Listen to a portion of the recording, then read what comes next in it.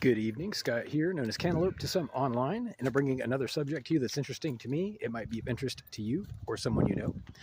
And that is the difference between being shy and being scared of people for other reasons. Let me explain. There's people who are shy, and that's okay, no judgment. I myself can be a little bit shy on occasion, especially around people I don't know at all.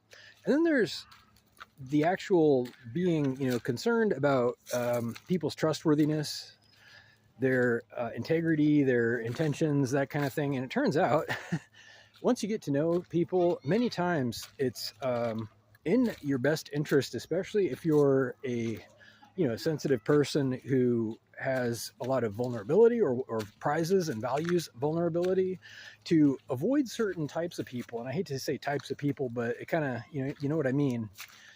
People who are, for lack of a better word, and I'm not trying to be rude, but they can be, reckless or casually cruel or downright dishonest, many of them. It's better to not, spend time with just literally everybody, like the general public, if you ask me. And my point of this video is that a lot of people misread hesitation in trusting people, or shyness as being, fear of social interaction or being introverted. But there's a difference.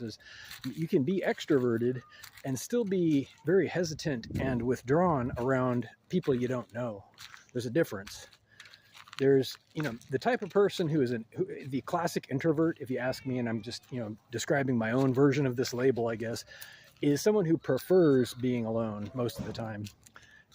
The difference is somebody who may enjoy being around other people, but wants to make sure that they're not dangerous. And there are, like I said, legitimately dangerous people. And I would actually say that, if you're that kind of person who I just described, who values vulnerability and trustworthiness and is candid and, tries to be an excellent friend and expect the same of other people, it's probably in your best interest to filter out the people who would make it hard to be that person.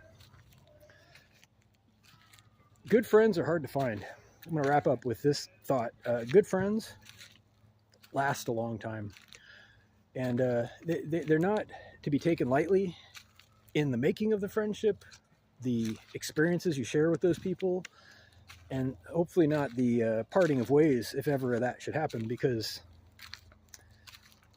they're hard to replace. Good people are hard to replace. And I'd like to think that, I don't want to toot my own horn, but I am one of those people. So if I ever meet somebody in person, in real life, I would caution you to be patient and, maybe wait for the second or third meeting before we even decide if we like each other. Because at the very least, if it's worth doing, it's worth doing right, including and especially friendship and romance, any kind of interpersonal connections, right? So reach out if you have questions or comments to whitehotrobot@gmail.com. Thank you.